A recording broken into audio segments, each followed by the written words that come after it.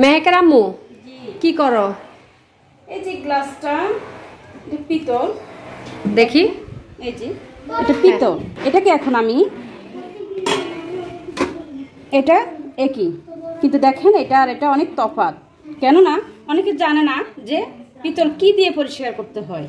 আজকে আমি সেটা বলে দিব। যদি আপনাদের ভালো লাগে তাহলে আমাদেরকে একটা লাইক দিবেন, একটা কমেন্ট করবেন, এতটুকু আমরা আপনার কাছে চাই। এই যে শেয়ার করবেন।